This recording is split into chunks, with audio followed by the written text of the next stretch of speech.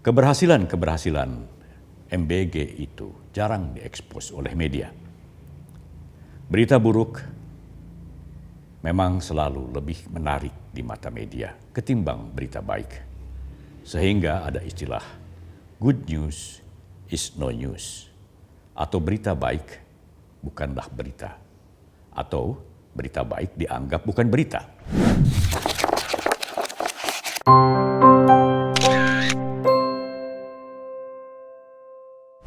Kawan Minmot, seperti telah kita ketahui bersama, tanggal 2 Mei merupakan tanggal yang selalu kita peringati setiap tahun sebagai Hari Pendidikan Nasional atau Hardiknas.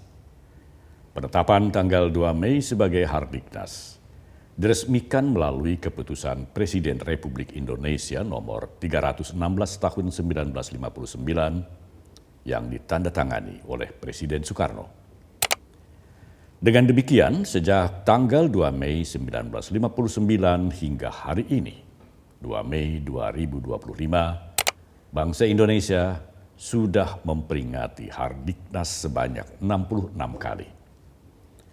Tetapi mungkin banyak yang belum tahu atau sudah lupa apa yang menjadi dasar penetapan tanggal 2 Mei sebagai Hari Pendidikan Nasional. Tanggal 2 Mei merupakan tanggal kelahiran Raden Mas Suwardi Suryaningrat, putra Gusti Pangeran Haryo Suryaningrat dan cucu Sri Paku Alam III yang lebih dikenal dengan nama Ki Hajar Dewantara atau Ki Hajar Dewantoro. Ki Hajar Dewantara adalah pejuang pendidikan nasional yang sangat gigih dan tidak pernah mengenal lelah memperjuangkan kesetaraan. Maksud saya kesetaraan pendidikan bagi seluruh rakyat Indonesia tanpa membedakan status sosial, golongan, ataupun latar belakang agama, budaya, dan suku bangsa. Walaupun berasal dari keluarga Ningrat atau keluarga bangsawan yang memperoleh keistimewaan untuk mengenyam pendidikan, Ki Hajar justru sangat memikirkan pendidikan bagi masyarakat Bumi Putra yang bukan keturunan bangsawan.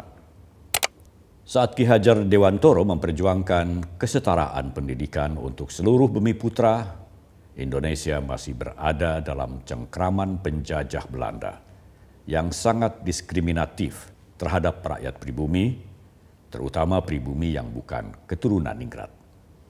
Jadi bisa dibayangkan bagaimana sulitnya Ki Hajar memperjuangkan cita-citanya tersebut.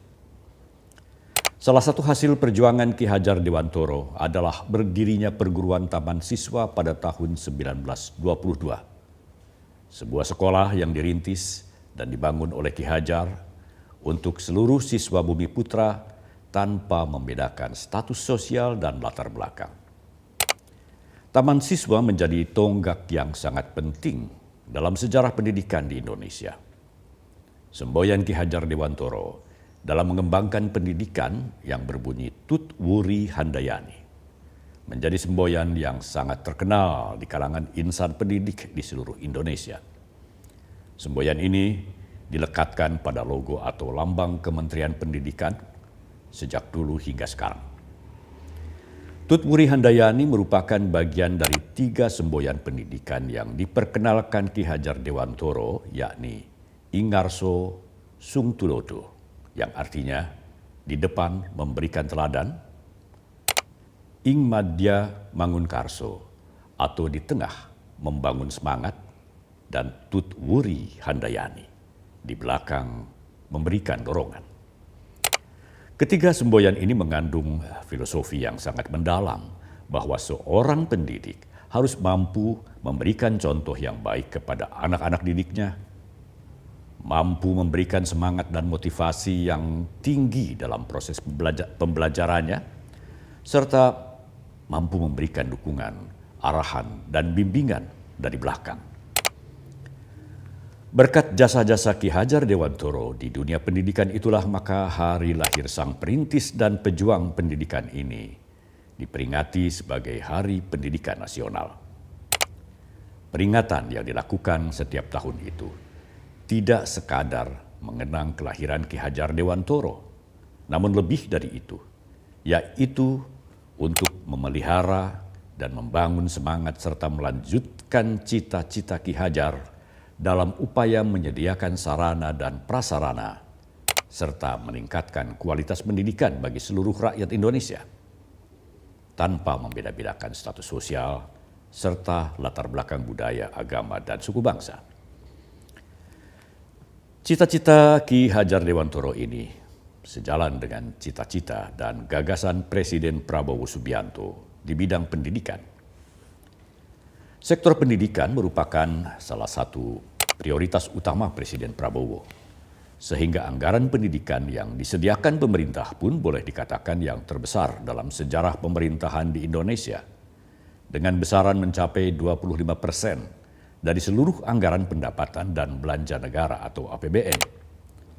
Dan hasil efisiensi anggaran untuk sejumlah kementerian yang sempat diributkan banyak pihak dan mengemuka dalam aksi-aksi unjuk rasa, tak lain dialihkan untuk mendanai program-program pendidikan di Indonesia.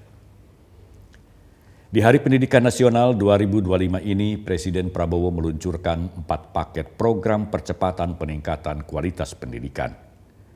Program pertama yang sangat mendesak adalah revitalisasi sekolah. Ada sekitar 10.441 sekolah di Indonesia yang akan segera direvitalisasi oleh Kementerian Pendidikan Dasar dan Menengah pada tahun 2025 ini dengan alokasi dana sebesar 17,1 triliun rupiah. Alokasi dana ini menurut Menteri Pendidikan Dasar dan Menengah atau Mendikdasmen Abdul Mukti merupakan pemindahan dana dari Kementerian Pekerjaan Umum kepada Kementerian Pendidikan Dasar dan Menengah. Nah, ini salah satu hasil dari efisiensi anggaran yang dilakukan Prabowo terhadap beberapa kementerian. Apakah hal ini masih akan diprotes? Program kedua adalah digitalisasi pendidikan. Salah satunya adalah dengan menyediakan Smart TV di sekolah-sekolah. Program ketiga merupakan program yang khusus ditujukan bagi para guru, agar para guru bisa menyelesaikan pendidikan hingga ke jenjang D4 atau S1. Kepada para guru yang belum melanjutkan pendidikannya hingga ke jenjang D4 atau S1, pemerintah memberikan bantuan sebesar 3 juta rupiah per semester untuk setiap guru yang membutuhkannya. Dan sekarang ini, Kemendikdasmen masih menghitung jumlah guru yang akan mendapat bantuan tersebut. Kemudian yang keempat, bantuan uang untuk para guru honorer. Untuk yang keempat ini, Kemendikdasmen juga masih menghitung jumlah penerima dan besaran bantuannya. Program pendidikan lainnya yang tak kalah penting adalah rencana Presiden Prabowo membangun sekolah rakyat mulai tahun ajaran 2025.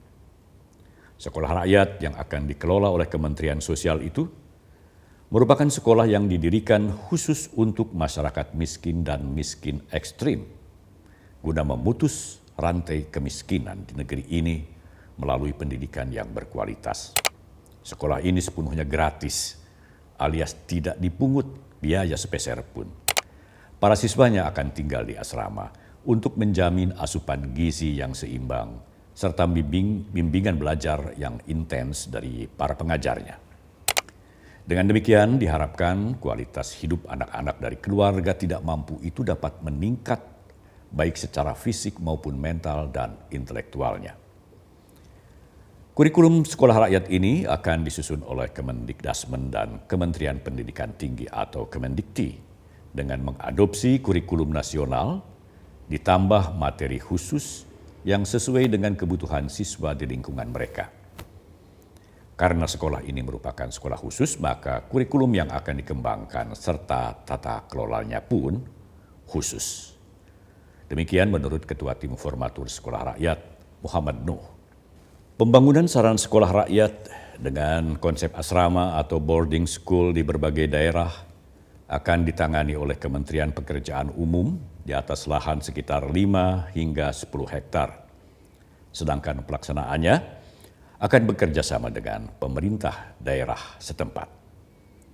Sekolah rakyat ini akan terdiri dari jenjang sekolah dasar atau SD, sekolah menengah pertama SMP, dan sekolah menengah atas SMA yang juga bisa dikombinasikan dengan madrasah. Sekolah rakyat pertama yang akan didirikan adalah di Bekasi, Jawa Barat, di unit pelaksana teknis sentra terpadu Pangudi Luhur. Ada yang mengkhawatirkan bahwa pelaksanaan sekolah rakyat ini bakal tumpang tindih dengan PKBM.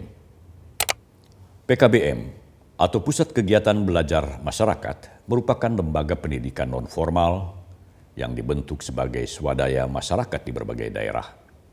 Lembaga pendidikan yang tidak mengenal batas usia ini menyediakan program pendidikan paket A yang setara dengan SD, paket B yang setara dengan SMP atau Madrasah Sanawiyah, dan paket C yang setara dengan SMA atau Madrasah Aliyah. Jumlah PKBM yang dikelola masyarakat ini sudah mencapai puluhan ribu yang tersebar di berbagai daerah di seluruh Indonesia dan terdaftar resmi di Kementerian Pendidikan serta Dinas Pendidikan setempat dan memiliki nomor pokok sekolah nasional.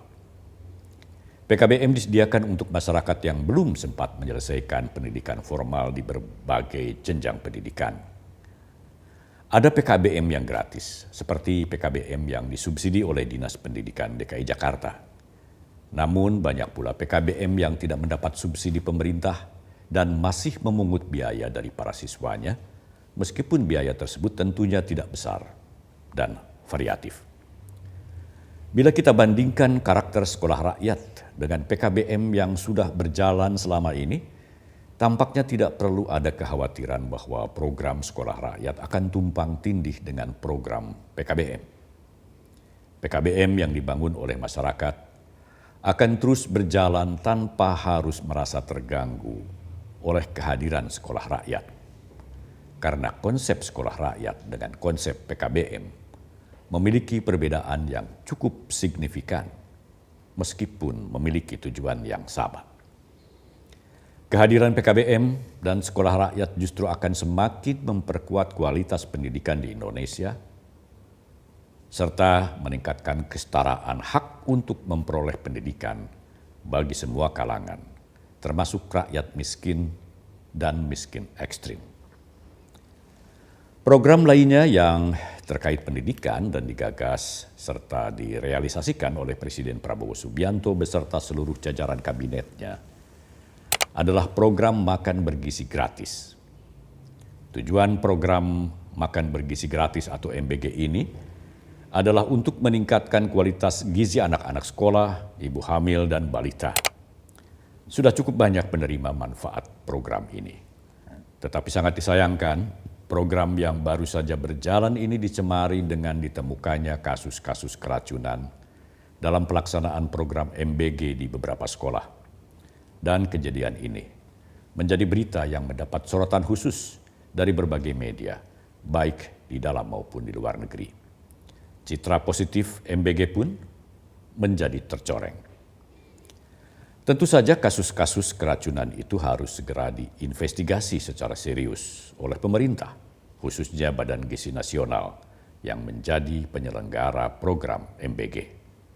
Dan Kepala Badan Gizi Nasional Dadan Hindayana sudah berjanji akan melakukan investigasi secara tuntas. Akan tetapi, kawan Minmot, kita juga harus melihat secara adil. Karena cukup banyak pelaksanaan MBG di sejumlah daerah yang berjalan baik, lancar, dan diterima oleh para penerima manfaat dengan senang hati. Keberhasilan MBG itu jarang diekspos oleh media. Berita buruk memang selalu lebih menarik di mata media ketimbang berita baik. Sehingga ada istilah good news is no news. Atau berita baik bukanlah berita. Atau berita baik dianggap bukan berita. Namun sebaiknya media pun tetap menyampaikan berita yang berimbang dengan tidak hanya mengekspos hal-hal yang negatif, tetapi juga hal-hal yang positif, yang terkadang lebih banyak ketimbang yang negatif. Kembali kepada program-program prioritas Presiden Prabowo untuk pembangunan pendidikan. Semua program pendidikan yang digagas dan direalisasikan Prabowo bertujuan untuk memberikan dan meningkatkan kemaslahatan bagi seluruh rakyat Indonesia tanpa membeda-bedakan status sosial serta latar belakang agama, budaya, dan suku bangsa. Bukan proyek mercusuar seperti yang dituduhkan banyak pihak. Bahwa di sana-sini masih banyak ditemukan kekurangan. Hal ini disebabkan program-program tersebut merupakan program-program yang baru dilaksanakan. Tetapi tentu saja kekurangan-kekurangan itu harus segera diminimalisir agar tidak menjadi gorengan yang sangat laku dijual di media, baik media konvensional maupun media sosial. Semua program pendidikan Presiden Prabowo jika dikaitkan dengan Hari Pendidikan Nasional adalah sesuai dengan cita-cita Ki Hajar Dewantoro untuk memberikan pendidikan bagi seluruh rakyat tanpa terkecuali. Dan ini merupakan tugas negara yang sedang dilaksanakan oleh pemerintahan Presiden Prabowo Subianto.